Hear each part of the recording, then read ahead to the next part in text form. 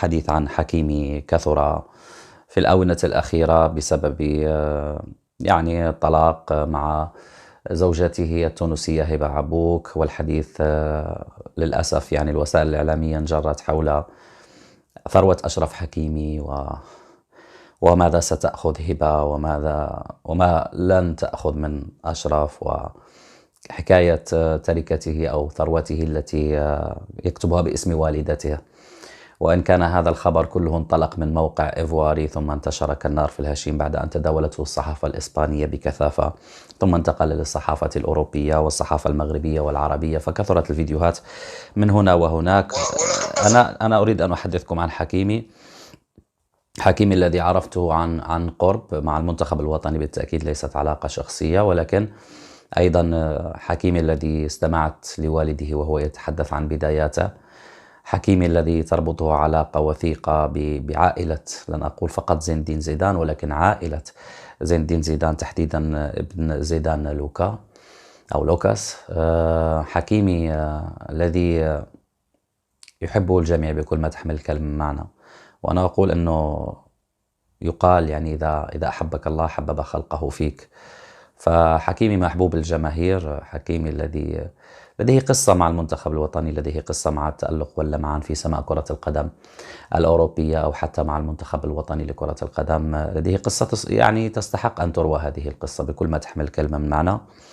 وأسرة أيضا، أسرة جميلة، والدته التي أسرت قلوب الجميع في مونديال قطر وحتى قبل مونديال قطر، تلك المرأة المتواضعة، تلك المرأة المحبة بحب صادق يعكس حب الأم المغربية لأبنائها، كانوا صغارا أو كبار، كانوا متألقين أو ينشأون في العدم. هنا أتحدث عن الأم المغربية بشكل عام، لا أتحدث عن أم نجم. أمي مغربية وأعرف مقدار الحب الذي تكنه المرأة المغربية لأبنائها وبناتها، وأعرف حق المعرفة كيف أن الأم لا تستحي من تقديم العاطفة لأبنائها، يعني الإفصاح عن تلك العاطفة بعناق حارة وبكلمات طيبة أو باتصال هاتفي للاطمئنان إن كنت مريض أو كنت على سفر أو كنت في حالة يعني تستدعي أن يكون هناك ذلك المنبه الذي يرن، وإذا بصوت والدتك تحدثك وتخاطبك وتطمئن على حالتك إلى غير ذلك. أم حكيمي مثال للأمهات المغربيات. فأنا أريد أن أقف عند بعض الأشياء التي لها علاقة بحكيمي، وسأتطرق بالتأكيد لهذه القصة، وإن كان من الأجدر يعني أن يكون هناك اهتمام إعلامي نوعا ما ربما بأبناء حكيمي من هبة عبوك، لم يتحدث عنهم أحد. صراع إعلامي وأخبار متداولة من هنا وهناك، والحديث عن الأموال. يعني الأموال تبد على الإنسان، يعني العالم الذي نعيشه اليوم صافي الخبر الملفت للانتباه هو الفلوس، هو فلوس حكيمي شحال غتاخذ منهم هبة عبوك، مع العلم أنها المرأة يعني ممثلة وعارضة أزياء ووجه إعلاني لمجموعة من الماركات، ولديها ثروة يعني تقدر بملايين الدولارات، حتى هي عندها رزقها وعندها مسائلها. ولكن انجراف الإعلام حتى الغربي للحديث عن أموال حكيمي وإلى آخره، ولم يتحدث أحد قط عن أبناء حكيمي. ابنه الجميل الذي شاهدناه في الملعب مع المنتخب الوطني بتسريحة شعره الرائعة، ببراءته مع من غيعيش توحد مهدر. كيفاش غيوافق حكيمي بين مسيرته الكروية، سفرياته المتكررة؟ هل هو سيحظى بحضانة أبنائه أم هبة ستربيهم؟ هبة انتقلت من باريس، ستعيش في إسبانيا. كيف لأب خارج من قضية طلاق أن يحيا النجاح والتألق بعيدا عن أولاده؟ كيف سيعيش هؤلاء الأطفال رفقة والدتهم؟ هل ستتزوج ويكون هناك مستقبل آخر لابن حكيمي؟ وهذه أمور إنسانية تطغى على الأمور المادية أعتقد، والأجدار بالصحافة في بعض الأحيان أن تتمتع نوعا ما بالإنسانية. حتى معشر الفيسبوكيين يعني لم أرى تعليق واحد ولا تساؤل واحد مما طلعت من منشورات على الأقل عربية ومغربية وأوروبية من طرح هذا الإشكال، أنه أين سيذهب أبناء حكيمي، مع من سيتربوا، كيف هي الصيغة التوافقية التي ستكون للأبوين من أجل تربية يعني جيدة للأطفال، لكي لا يكون هناك حرمان ولكي لا يكون هناك حزن ساكن ومقيم في القلوب. نعرف أن الأسرة هي عماد المجتمع، وأن التربية التي ربما تنشئ جيل متكامل بدون عقد نفسية هي حين تكون خلف أبواب منزل جميل هادئ فيه الأب والأم. لا أحد تحدث عن ذلك. إلى أين وصلنا في تعاملنا؟ الكل انساق. حكيمي 60 مليون أورو مع باريس سان جيرمان، 8 مليون أورو سنويا، شحال غتاخذ هبة؟ حتى هبة ربما وفقا لبعض التسريبات الإعلامية طلبت كما يقال من قاضي الطلاق أنه نصف ثروة حكيمي.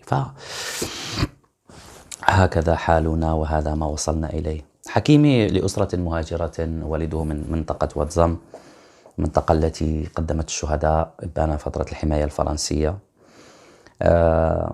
أم بسيطة جدا، عملت في المنازل للإنفاق على بيتها. له شقيق وشقيقة.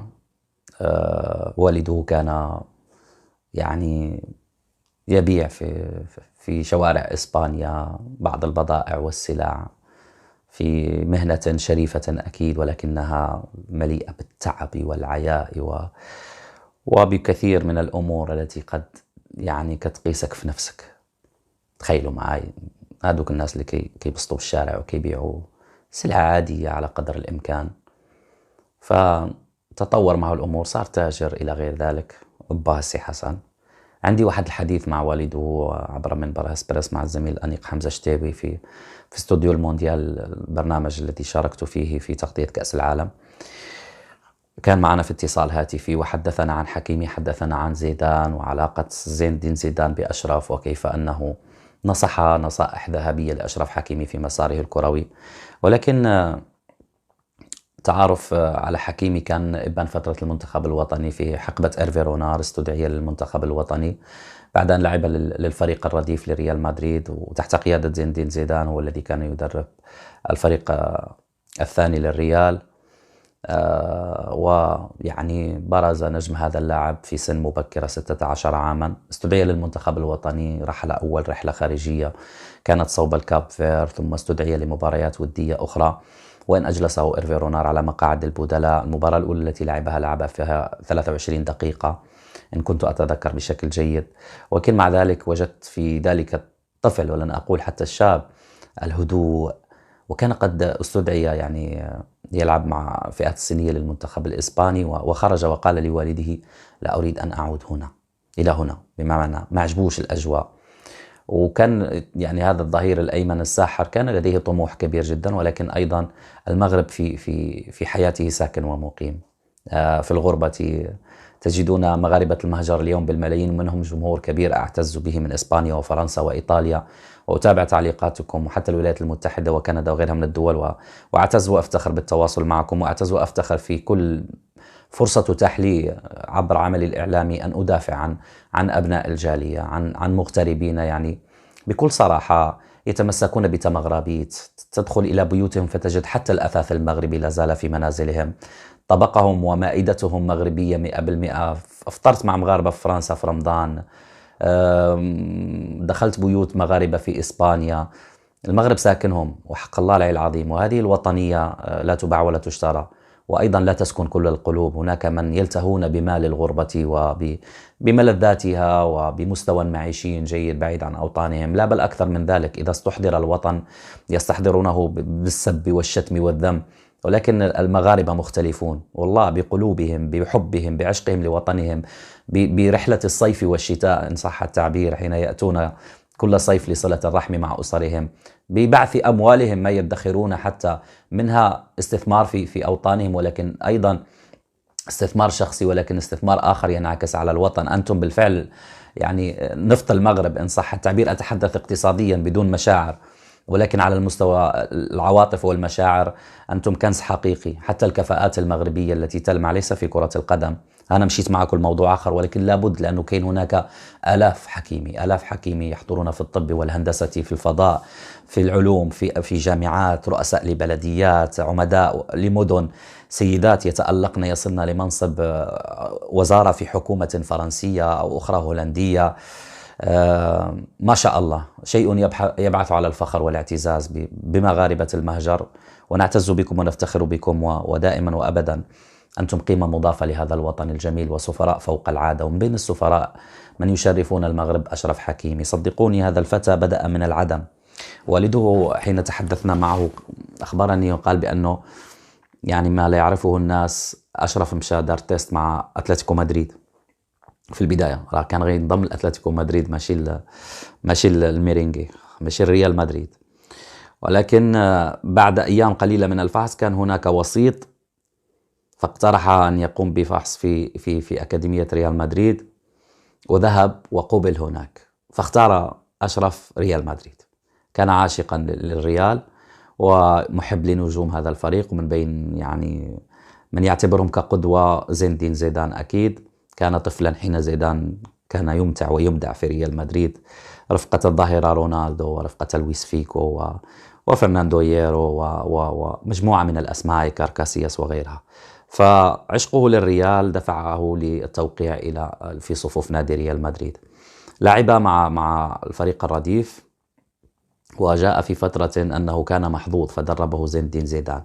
وكان زيدان له ابنه لوكا، تبنات ديك العلاقة بيناتهم. وجد زيدان في النجم الذي استدعي للمنتخب الوطني المغربي، وجد فيه لاعب للمستقبل، لاعب ممتاز مجد مجتهد ملتزم في التدريب وعاشق لكرة القدم ويعطيها كل شيء. وبالتالي وضع فيه الثقة ومنحه الفرصة للصعود إلى الفريق الأول. تعلمون من محاسن الصدف يعني مجيء زيدان في بداية شهر يناير من 2016 تعاقد معه فلورنتينو بيريز كمدرب للنادي الملكي خلفا لبينيتيز، رافا بينيتيز. فهذاك اليوم كنت أنا في البرنابيو، يعني مشيت دوزت رأس العام في مدريد، ومشيت زيارة للبرنابيو، زيارة شخصية ماشي ما عندها علاقة بالخدمة. وضربت ديك الدورة في الملعب، ومن خرجت في مقر الإقامة يعني أحد العاملين في الفندق تطواني قال لي خي نوفل في أخبارك راه زيدان السنة مع مدريد. قلت له شفت واحد الأجواء غير عادية، ما كاين لا ماتش لا والو في سانتياغو برنابيو، وكان واحد الحضور ديال الناس وإدارة الفريق وكذا، وهذا زعما كاينه شي حاجة. فتم تعيين زين الدين زيدان هناك ربما في تلك اللحظة في 4 من يناير تحديدا، ربما لم تخني الذاكرة. أعتقد أنه الفصل الجميل الرائع، الفصل الذي سيجعل للمغاربة فخر في النادي الملكي، اسمه أشرف حكيمي. مجيء زيدان ساهم بشكل كبير وكبير جدا في صعود هذا النجم للفريق الأول. فبدأت تلك الحكاية الجميلة التي وعدت حينها بالإثارة والتشويق. ولكن سيأتي فصل آخر له مجموعة من التفاصيل التي كان فيها نصيحة من زين الدين زيدان لأشرف حكيمي بالانتقال إلى ناد آخر، خاصة أن اللاعب جاءه يعني أكثر من 6 عروض أوروبية للانتقال لأحد الفرق الأوروبية. سجل مع ريال مدريد الفريق الأول، انسجم بشكل كبير مع رفاق كريستيانو رونالدو.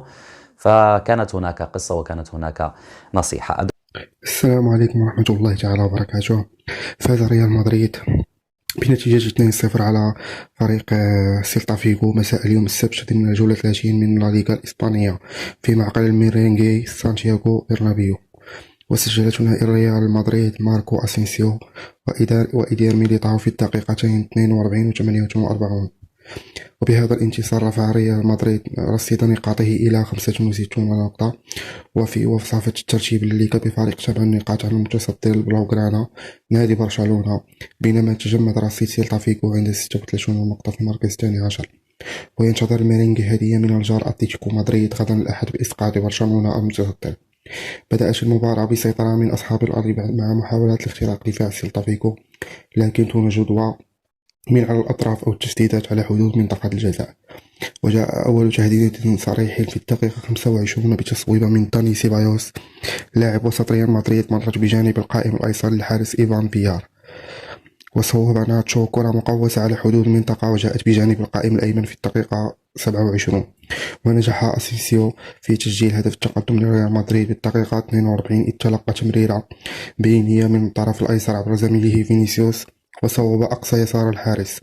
ومع بداية الشوط الثاني نجح إيدير ميليتاو في إضافة الهدف الثاني بالدقيقة 48، فمن ركلة ركنية من الطرف الأيسر نفذها أسينسيو ارتقى المدافع البرازيلي وسدد رأسية سكنت في شباك الحارس، وتلقى أسباس قائد سيلتا فيغو تمريرة عرضية داخل المنطقة الجزاء، وسدد بقوة زائدة على أعلى مرمى كورتوا في الدقيقة 55. وانطلق فينيسيوس على الطرف الأيسر ومرر كرة عرضية نحو بنزيما الذي سدد من لمسة واحدة، ولولا تألق الحارس في التصدي ببراعة في الدقيقة 61. واستمرت السيطرة واستحواذ ريال مدريد على اللعب في الدقائق الأخيرة ليضمن انتصارا سهلا وثمينا في ملاحقة الغريم التقليدي برشلونة. عشان هنا يكون سهل الفيديو، ما تنسوناش باللايك والاشتراك في القناة.